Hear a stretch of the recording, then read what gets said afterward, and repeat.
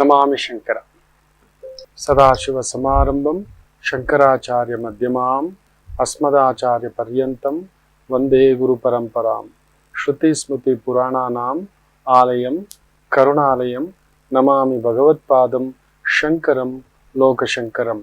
ನಾಡಿನ ಸಮಸ್ತ ವೀಕ್ಷಕ ಬಂಧುಗಳ ಪಾದಾರವಿಂದಗಳಿಗೆ ನನ್ನ ಶಿರಸಾಷ್ಟಾಂಗ ನಮಸ್ಕಾರಗಳು. ಗುರುವಿನ ರಾಶಿಯ ಮೀನರಾಶಿ, ಹಂಸಯೋಗದ ಗುರು. ಮೀನರಾಶಿಯಲ್ಲಿ ಗುರು ಇದ್ದರೆ ಹಂಸರಾಶಿ, ಹಂಸಯೋಗ ಅಂತ ಹೇಳ್ತಾರೆ. ತನ್ನ ಸ್ವಕ್ಷೇತ್ರ ಗುರು, ತನ್ನದೇ ಮನೆ, ವೈರಾಗ್ಯ, ಪೂರ್ಣ ಒಂದು ಕ್ಷೀರಸಾಗರ ಅಂತ ಹೇಳ್ತಾರೆ. 12ನೇ ಮನೆ, ಈ ಒಂದು ಕಾಲಚಕ್ರದಲ್ಲಿ 12ನೇ ಮನೆ, ವೈರಾಗ್ಯದ ಮನೆ. ಅದಕ್ಕೇನೋ ಮೀನರಾಶಿಯವರು ಎಲ್ಲ ಇದ್ರು ಏನೋ ಒಂದು ವೈರಾಗ್ಯ ಇಟ್ಬಿಟ್ಟಿರ್ತಾರೆ. ಹೌದೋ ಅಲ್ವೋ ಹೇಳಿ? ಎಲ್ಲೋ ಒಂದು, ಯಾಕೀಗೆ ಗೊತ್ತಿಲ್ಲ. ಮೇ ಬಿ ನಾನು ನೋಡಿದ ಹಾಗೆ ಜಾತಕಗಳ ಪರಾಮರ್ಶೆ, ಆ ಒಂದು ಅನುಭವದ ಮಾತಿಂದ ಹೇಳ್ತಿದ್ದಾನೆ. 12ನೇ ಮನೆ ಶನಿ, ಕರ್ಮಫಲದ ಆಟ, ಲಾಭವೂ ಅವನೇ, ಲಾಭ ಕೊಡೋನು ಅವನೇ, ಖರ್ಚಿಡೋನು ಅವನೇ. ಅಲ್ಲಿ ಬಂದಿರೋದು ತಮಾಷೆ. ಅದಕ್ಕೇನು ಯಾವಾಗಲೂ ಒಂಥರ ಮಿಟಿ ಮಿಟಿ ಮಿಟಿ ಮಿಟಿ ಮಿಟಿ ಅಂತ ಇರ್ತೀರ ನೋಡಿ, ಚಿಕ್ಕ ಚಿಕ್ಕ ಕಣ್ಣುಗಳು.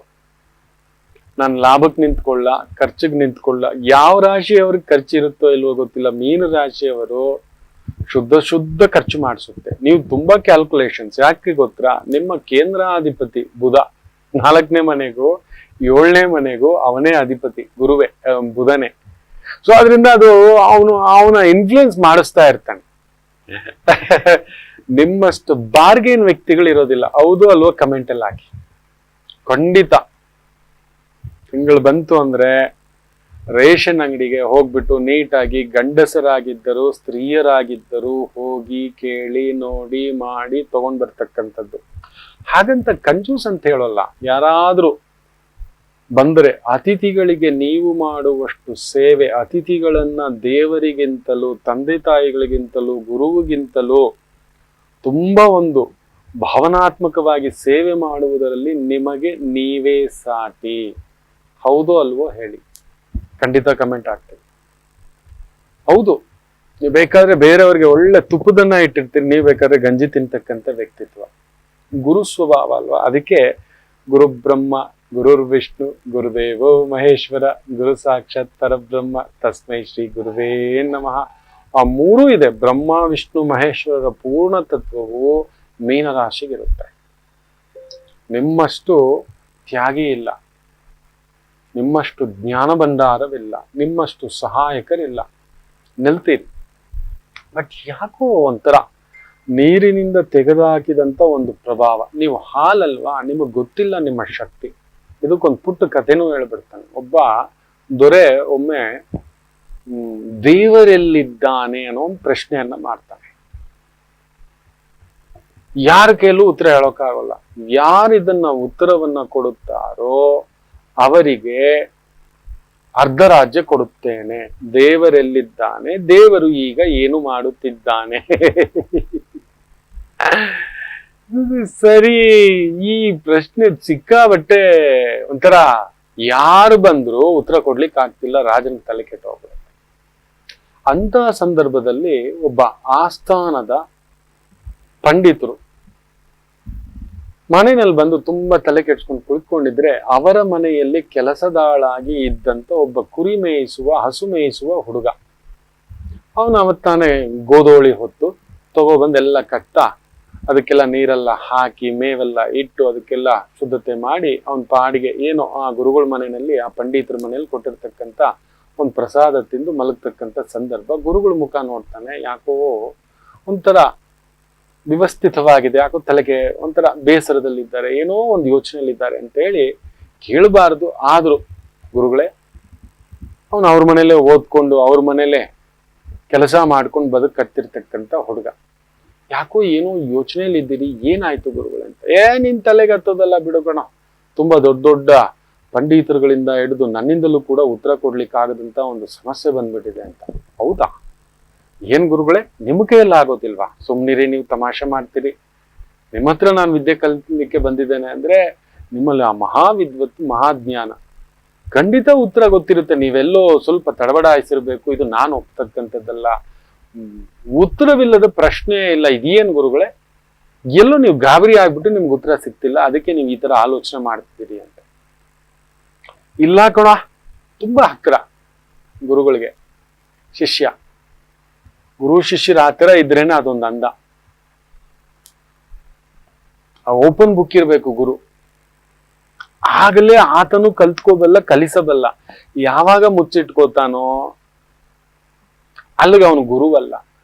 ಯಾವಾಗ ಬಾಚ್ಕೋತಾನೋ ಅವನು ಗುರುವಲ್ಲ. ಹಂಚುವವನೇ ಗುರು ಅನ್ನತಕ್ಕಂಥದ್ದು ನಮ್ಮ ತತ್ವಶಾಸ್ತ್ರ, ವೇದಶಾಸ್ತ್ರಗಳು ಹೇಳ್ಕೊಟ್ಟಿರೋದು. ನೋಡ, ಇಂಥ ಸಮಸ್ಯೆ ಬಂದ್ಬಿಟ್ಟಿದೆ, ನಮ್ಮ ರಾಜರುಗಳು ಇಂಥ ಪ್ರಶ್ನೆ ಕೇಳ್ಬಿಟ್ಟಿದ್ದಾರೆ, ದೇವರೆಲ್ಲಿದ್ದಾನೆ, ದೇವರು ಏನು ಮಾಡುತ್ತಿದ್ದಾನೆ. ಸುಮ್ನಿರಿ ಗುರುಗಳೇ, ತುಂಬಾ ಸುಲಭವಾದ ಉತ್ತರ ಇದು, ನಿಮಗ್ ಗೊತ್ತಿಲ್ವಾ ಇದೇನಿದು ಅಂತ. ಗುರುಗಳಿಗೆ ಆಶ್ಚರ್ಯ, ಇದೇನಪ್ಪ ಇದು ಹಿಂಗಂದ ಅಂತ ಹೇಳ್ಬಿಟ್ಟು. ಏನೋ ಹಿಂಗಂತಿ ಅಂತ. ಗುರುಗಳೇ, ನೀವು ಈ ಪ್ರಶ್ನೆಗೆ ಉತ್ತರ ಕೊಡ್ತಿಲ್ಲ ಅಂದ್ರೆ ಎಲ್ಲೋ ಗಾಬರಿ ಪಟ್ಟಿದ್ದೀರಾ. ನೀವು ಹೇಳ್ಕೊಟ್ಟಿರೋದು ಒಂದ್ ಕೆಲಸ ಮಾಡಿ, ನಾಳೆ ರಾಜರಿಗೆ ಹೇಳಿ, ನಾನೇನು ಉತ್ತರ ಹೇಳುದು ನನ್ನ ಶಿಷ್ಯ ಒಂದು ಉತ್ತರ ಕೊಡ್ತಾನೆ ಅಂತ ಹೇಳಿ ಗುರುಗಳೇ, ನಾನು ಬಂದು ಉತ್ತರ ಕೊಡ್ತೀನಿ ಅಂತ. ಉತ್ತರ ಕೊಡ್ಲಿಲ್ಲ ಅಂದ್ರೆ ಬೇರೆ ರೀತಿ ಆಗುತ್ತೋ ಅಂತ ವಿಪರೀತ ಕೋಪಿಷ್ಟ, ಸಿಟ್ಟಿನ ಮನುಷ್ಯ ಅಂತ. ಸುಮ್ನೆ ಗುರುಗಳ ಏನಾಗುತ್ತೆ, ದೇವ್ರು ಇದ್ದಾನಲ್ವಾ, ನೋಡ್ಕೋತಾನೆ ಅಂತ. ಮೀನ ರಾಶಿಯವರ ತಾಕತ್ತು, ಮೀನ ಲಗ್ನದವರ ತಾಕತ್ತು, ಆ ಗುರು ಲಗ್ನ, ವೈರಾಗ್ಯ ಲಗ್ನ, ಜ್ಞಾನ ಲಗ್ನ, ಕ್ಷೀರ ಲಗ್ನ, ಕ್ಷೀರ ಮಂಥನ ಲಗ್ನ ಅನ್ನತಕ್ಕಂತ ಒಂದು ಭಾವ. ಸರಿ ಆಯ್ತು ಅಂತೇಳಿ ಮಾರನೇ ದಿನ ಪಂಡಿತೋತ್ತಮ, ಮಹಾಪಂಡಿತೋತ್ತಮ ದೊರೆಗಳ ಹತ್ರ, ಮಹಾಪ್ರಭು, ನೀವು ಕೇಳಿದಂತ ಸಮಸ್ಯೆಗೆ ನನ್ನ ಒಂದು ಪ್ರಿಯಾತಿ ಪ್ರಿಯ ಶಿಷ್ಯ ಉತ್ತರ ಹೇಳಬಲ್ಲ. ಆತ ಹೇಳ್ತಾನೆ. ಏನಿದು, ಯಾರ್ಯಾರ ಕೈಯಲ್ಲೂ ಆಗಿಲ್ಲ. ಮಹಾಮಂತ್ರಿಗಳು ಸುತ್ತಮುತ್ತ ಇದೆಲ್ಲ ನೋಡಿದ್ರೆ, ಈಗ ನೋಡಿದ್ರೆ ಈ ಗುರುಗಳು ಊರಲ್ಲಿರ್ಲಿಲ್ಲ, ಈಗ ಬಂದ್ಬಿಟ್ಟು ಈ ಮಾತು ಹೇಳ್ತಿದ್ದಾರೆ. ಸರಿ ನೋಡೋಣ, ಆಯ್ತು ಕರೆಸಿ ಅಂತ ಈ ಹುಡುಗನನ್ನ ಕರೆಸ್ತಾರೆ. ಬರ್ತಾನೆ, ಎಲ್ರಿಗೂ ನಮಸ್ತೆ ಮಾಡಿಬಿಟ್ಟು, ಮಹಾಪ್ರಭು ನಿಮ್ಮ ಪ್ರಶ್ನೆ ಏನು ಅಂತ. ಮೊದಲನೇ ಪ್ರಶ್ನೆ ಹೇಳಿ ಅಂತ. ದೇವರು ಎಲ್ಲಿದ್ದಾನೆ ತೋರಿಸಬಹುದಾ? ಖಂಡಿತ ತೋರಿಸ್ಬೋದು ಮಹಾಸ್ವಾಮಿ ಅಂತ. ಸರಿ ತೋರಿಸಪ್ಪ ಅಂತ. ಹಾಗಾದ್ರೆ ಈಗಲೇ ಒಂದು ದೊಡ್ಡ ಪಾತ್ರೆ ತರಿಸಿ ಇಲ್ಲಿ ಒಂದು ಬೆಂಕಿ ಹಾಕಿ ಆ ಪಾತ್ರೆ ತುಂಬಾ ಹಾಲು ಹಿಡಿ ಅಂತ. ಇದೇನೋ ಇದು, ಇವನೇನೋ ಮಾಡ್ತಾನೆ, ಚೋಟದ ಹುಡುಗ, ಒಂದು 12-14 ವರ್ಷದ ಹುಡುಗ ಅಂತ ಹೇಳ್ಬಿಟ್ಟು, ಸರಿ ಆಯ್ತಪ್ಪ ತರಿಸಿ ಅಂತ. ದೊಡ್ಡ ಪಾತ್ರೆ, ಆ ದೊಡ್ಡ ಪಾತ್ರೆ ತುಂಬಾ ಹಾಲು, ಸೌದೆಗಳು ಹಾಕ್ಬಿಟ್ಟು ತುಂಬಿದ ಸಭೆನಲ್ಲೇ ಅಲ್ಲಿ ಒಂದು ಬೆಂಕಿ ಹಾಕ್ತಾರೆ. ಬೆಂಕಿ ಹಾಕಿದ್ರೆ ಈತ ಒಂದು 10 ಕುಳಿತುಕೊಂಡು ಒಂದು ಜಾಗ, ದೊಡ್ಡ ಒಂದು ತಿರುಗಿಸುವಿಕೆ. ಈ ಹಾಲನ್ನ ಬಿಸಿ ಮಾಡ್ಬೇಕಾದ್ರೆ, ಇಲ್ಲಾಂದ್ರೆ ಸುಟ್ಟೋಗ್ಬಿಡುತ್ತೆ ಪಾತ್ರೆ, ಹಾಲು ಸೀದೋಗ್ಬಿಡುತ್ತೆ. ಸೊ ಅದನ್ನ ಸುತ್ತಾ ಕುತ್ಕೋತಾನೆ, ನೊರೆ ಉಕ್ಕದ ಹಾಗೆ. ನೋಡ್ತಾರೆ, ಅರ್ಧ ಗಂಟೆ ಆಯ್ತು, 3/4 ಗಂಟೆ ಆಯ್ತು, 2 ಗಂಟೆ ಆಯ್ತು, 3 ಗಂಟೆ ಆಯ್ತು, ಇವನು ಪಾಡು ಕಡಿತಲೇ ಇದ್ದಾನೆ. ಎಲ್ಲೋ ದೇವರೆಲ್ಲಿದ್ದಾನೆ ಅಂತ ಕೇಳಿದೆ. ದೇವ್ರನ್ನ ತೋರಿಸು ಅಂತ ಹೇಳಿದ್ರೆ, ಏನೋ ಮಾಡ್ತಿದ್ಯಾ ನೀನು, ಎಲ್ಲೋ ದೇವ್ರು ಅಂತ. ಇದೋ ಸ್ವಾಮಿ ಇದ್ರಲ್ಲಿ ಇದ್ದಾನೆ ಅಂತ. ಎಲ್ಲಿದ್ದಾನೆ ಅಂತ. ಅಲ್ಲ ಸ್ವಾಮಿ, ಇದ್ರಲ್ಲಿ ಬೆಣ್ಣೆ ಇದೆ ಅಂದ್ರೆ ನೀವು ನಂಬ್ತೀರಾ ಅಂತ. ಬೆಣ್ಣೆ ಎಲ್ಲೋ ಇದೆ ಇದ್ರಲ್ಲಿ. ಈ ಹಾಲನ್ನ ಕಾಯಿಸಿ ಹೆಪ್ಪಾಕ್ಬೇಕು. ಹೆಪ್ಪಾಕ್ ಒಂದಿನ ಬಿಟ್ಟು ಮೊಸರಾಗುತ್ತೆ. ಆ ಮೊಸರನ್ನ ಮಜ್ಜಿಗೆ ಮಾಡ್ಬೇಕು. ಆ ಮಜ್ಜಿಗೆಯನ್ನ ಕಡಿಬೇಕು. ಆಗ ಕಡಿದಾಗ ಬೆಣ್ಣೆ ಬರುತ್ತೆ. ಆಗಲ್ವೇನೋ ಬೆಣ್ಣೆ ಬರೋದು, ಎಲ್ಲೋ ಬೆಣ್ಣೆ ಬರುತ್ತೆ ಈ ಹಾಲಲ್ಲಿ ಅಂತ. ಅಲ್ಲ ಸ್ವಾಮಿ, ಈ ಹಾಲಿಂದಲೇ ಬೆಣ್ಣೆ ಬರೋದು.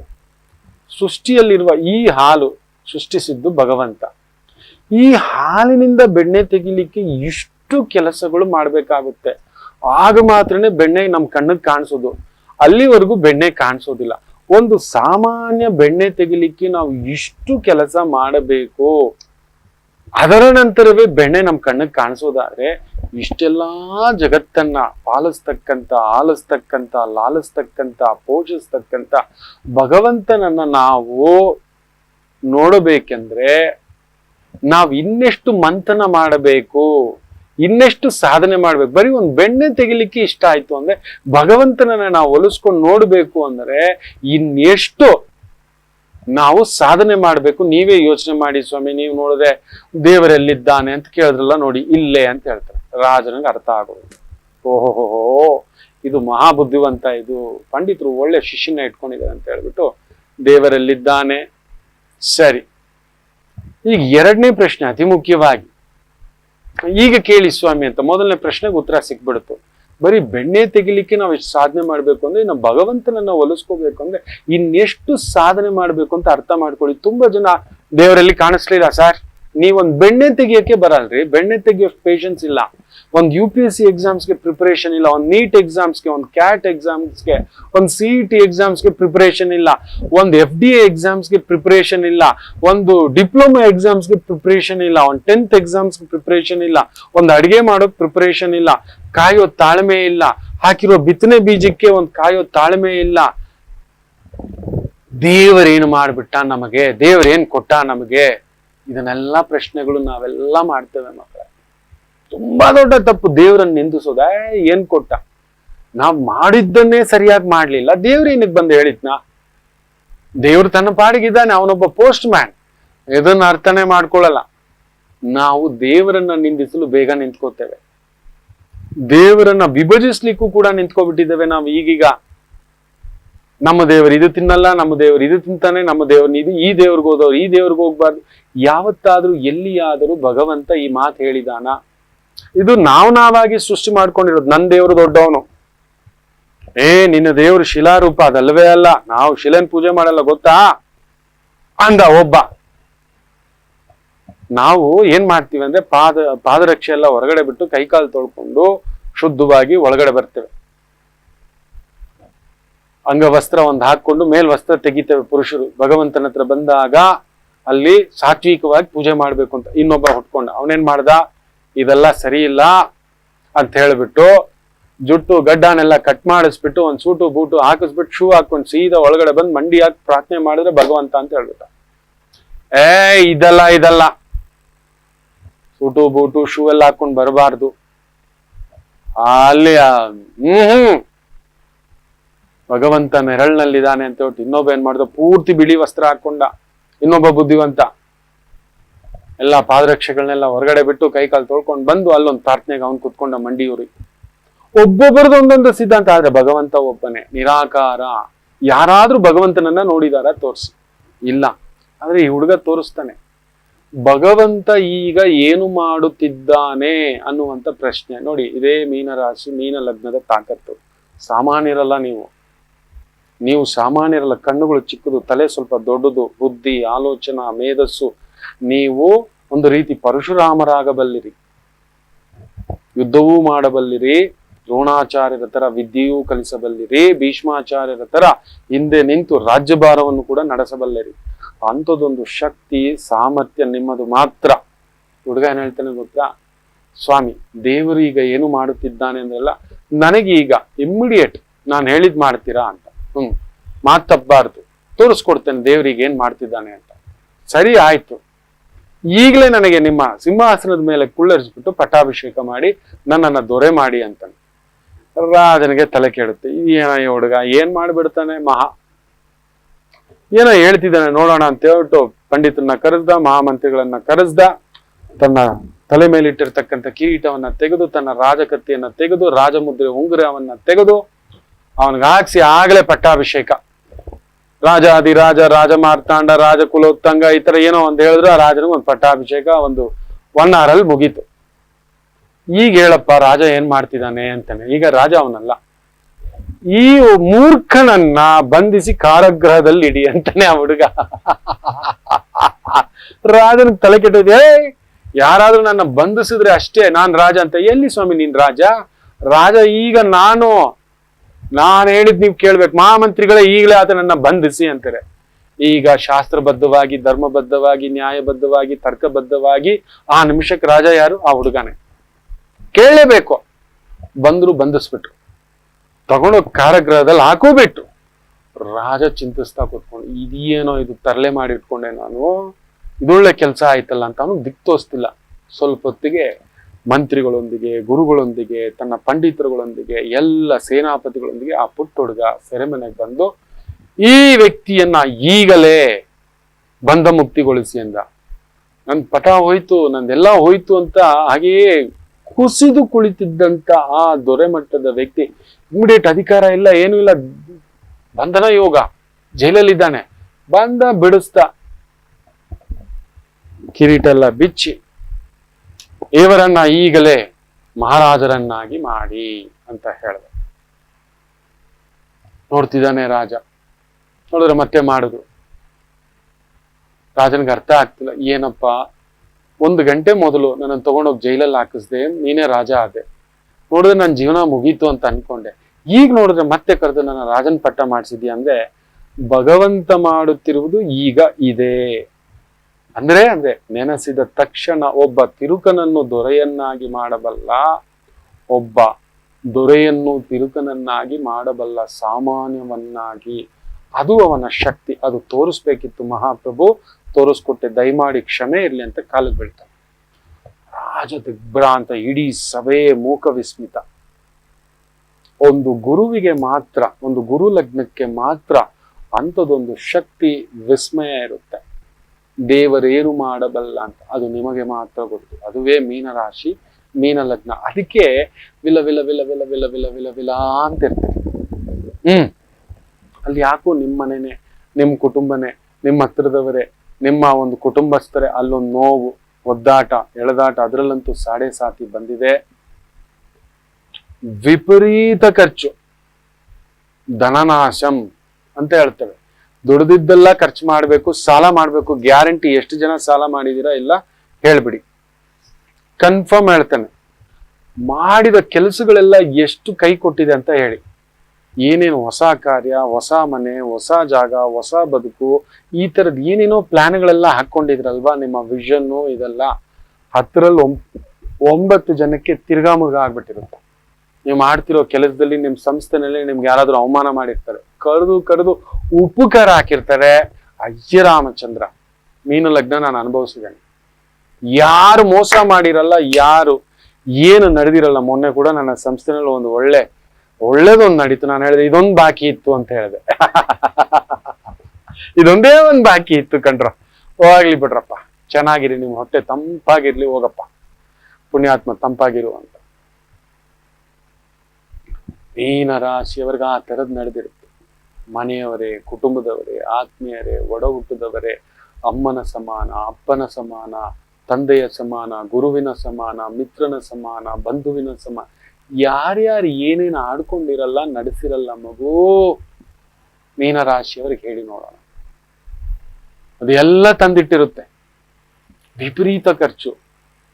ನಿಮ್ಮ 8 ರೂಪಾಯಿ ಸಂಪಾದನೆ ಅಂದ್ರೆ ಮಿನಿಮಮ್ 12 ಇಲ್ಲ 14 ರೂಪಾಯಿ. ದಶಾಭುಕ್ತಿಗಳೇನಾದ್ರೂ ಫೇವರಬಲ್ ಆಗಿದ್ದು, ನಿಮಗೆ ಆ ದಶಾನಾಥರು ಜಾತಕದಲ್ಲಿ ಚೆನ್ನಾಗಿದ್ದರೆ ಉಸಿರಾಡಿಬಿಟ್ಟಿರ್ತೀರಿ ಸ್ವಲ್ಪ. ಮೀನ ಲಗ್ನವಾಗಿ ಶುಕ್ರ ದಶೆಯೋ, ಮೀನ ಲಗ್ನವಾಗಿ ಶುಕ್ರ ಭುಕ್ತಿಯೋ, ಶುಕ್ರ ಕೆಟ್ಟಿದ್ರೆ, ಮೀನ ಲಗ್ನವಾಗಿ ಮೀನ ರಾಶಿಯವರಾಗಿ ಬುಧ ದಶೆಯೋ, ಬುಧ ಭುಕ್ತಿಯೋ, ಬುದ್ಧಿಯಂ ಕೆಡಪ್ಪ, ವಾಕ್ ಕೆಡಪ್ಪ, ಮಾತು ಕೆಟ್ಟೋಯ್ತು, ಮನಸ್ಸು ಕೆಟ್ಟೋಯ್ತು, ಆಲೋಚನೆ ಕೆಟ್ಟೋಯ್ತು, ಆರೋಗ್ಯ ಕೆಟ್ಟೋಯ್ತು. ಅಯ್ಯೋ ರಾಮಚಂದ್ರ, ಸ್ತ್ರೀಯಿಂದ ನೋವು, ಯಾವುದು ಪರಸ್ತ್ರೀಯಿಂದ ನೋವು, ಪರಪುರುಷನಿಂದ ನೋವು, 1-2 ನಡೆದಿರೋದು.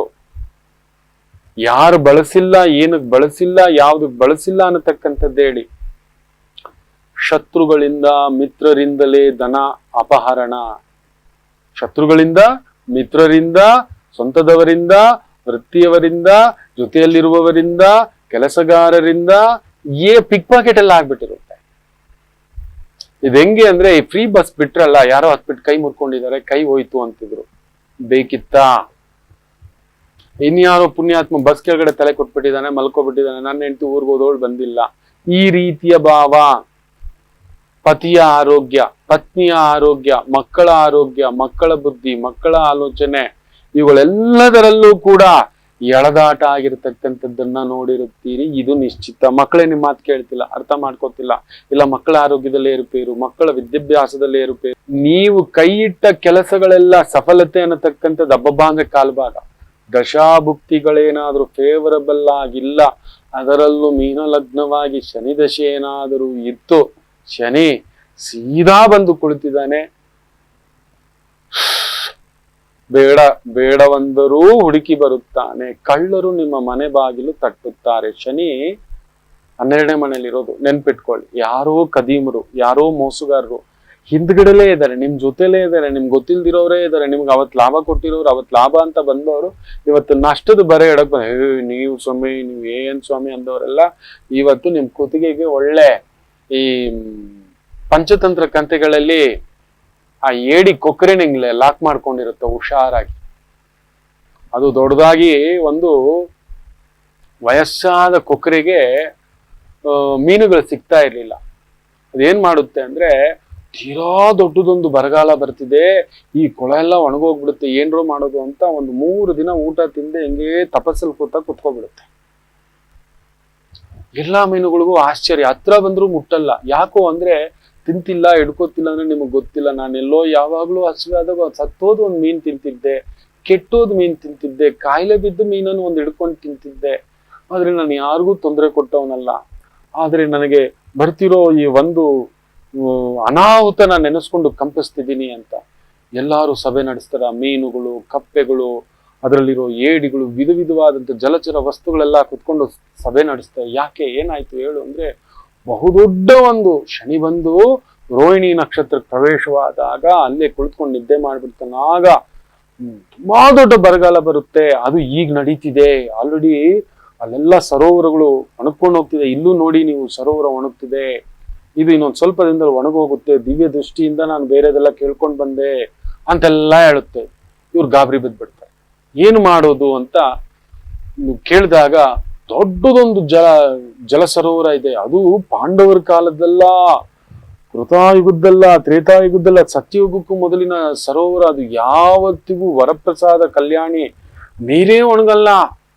ಅಲ್ಲಿಗೆ ತಗೊಂಡು ಅಲ್ಲಿಗೆ ಹೋಗ್ಬಿಡೋಣ ಅಂತ ಅನ್ಕೊಂಡಿದೀನಿ. ಆದ್ರೆ ನಿಮ್ಮನ್ ಬಿಟ್ಟು ಹೆಂಗ್ ಹೋಗ್ಲಿ, ನೀವೆಲ್ಲ ಸತ್ತೋಗ್ತಿರಲ್ವಾ ಅಂತ ಯೋಚನೆ ಆಗ್ಬಿಟ್ಟಿದೆ. ಅಯ್ಯೋ ನಾವ್ ಅಲ್ಲಿ ಎಲ್ಲಿಗೆ ಹೋಗೋದು, ಹೆಂಗ್ ಹೋಗೋದು ಅಂದ್ರೆ ಒಂದ್ ಕೆಲಸ ಮಾಡ್ತೀನಿ, ನಿಮ್ಮನ್ನೆಲ್ಲ ಡೈಲಿ ಕರ್ಕೊಂಡೋಗಿ ಒಬ್ಬೊಬ್ಬರನ್ನೇ ನಾನು ಅಲ್ಲಿ ಸೇರಿಸ್ತೀನಿ, ನೀವು ಬದುಕೋಬಹುದು ಅಂದ್ರೆ ಖುಷಿ ಆಗ್ಬಿಡ್ತವೆ ಎಲ್ಲಾರು. ಓಹೋ, ನಮ್ಮ ಕೊಕ್ಕರೆ ರಾಯ ತುಂಬಾ ಸಹಾಯ ಮಾಡ್ತಿದ್ದಾನಂತ.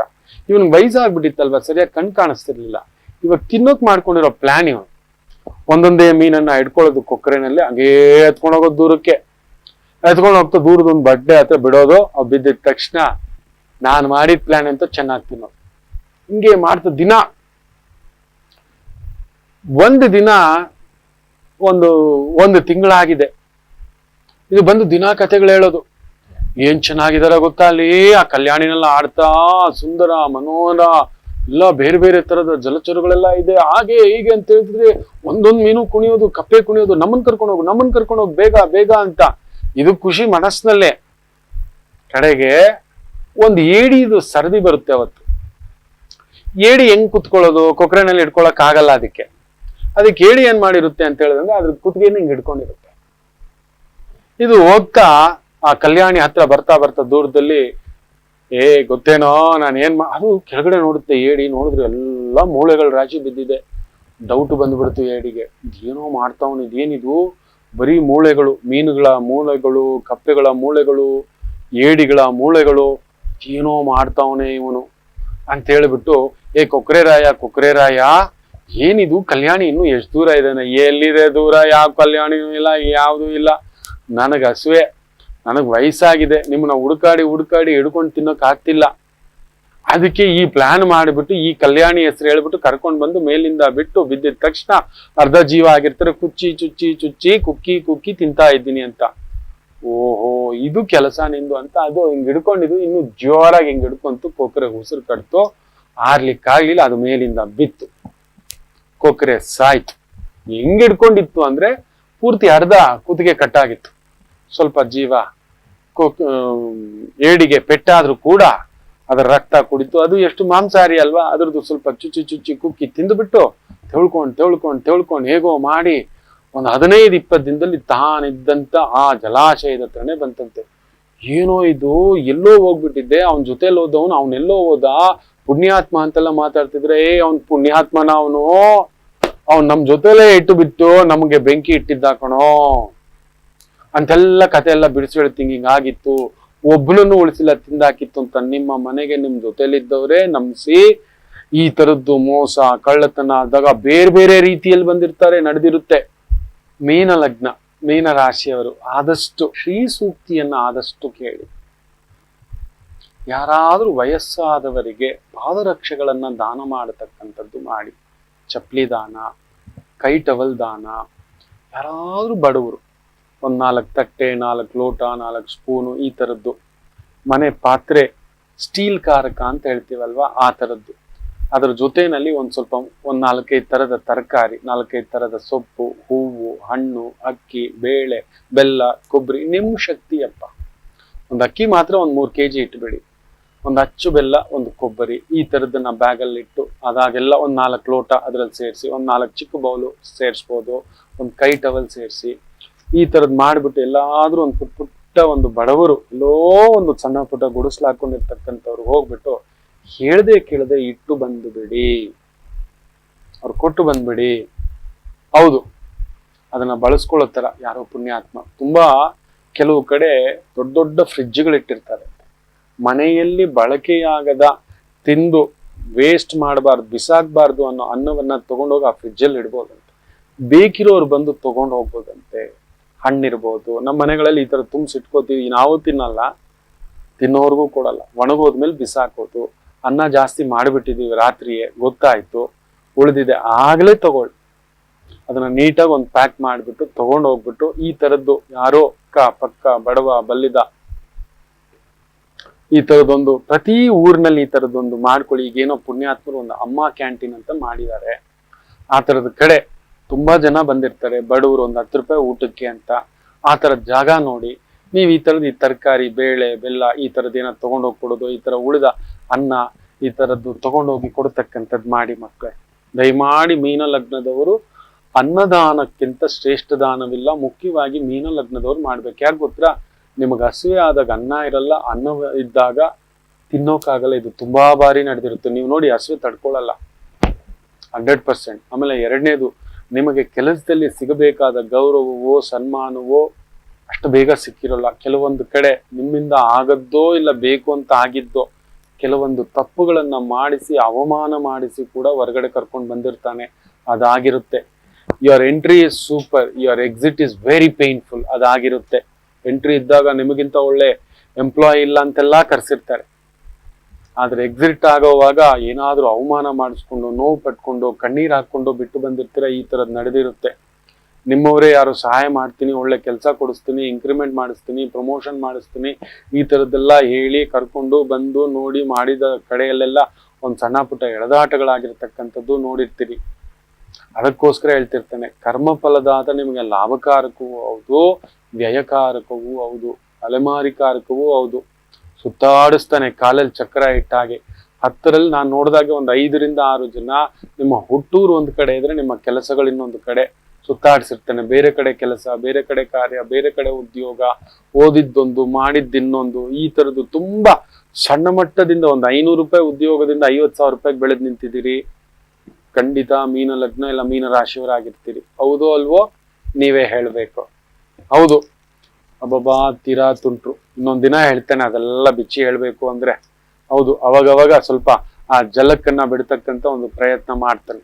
ಒಳ್ಳೇದಾಗ್ಲಿ ಅಂತ ಹೇಳ್ತಾ, ಮಾತೃದೇವೋ ಭವ.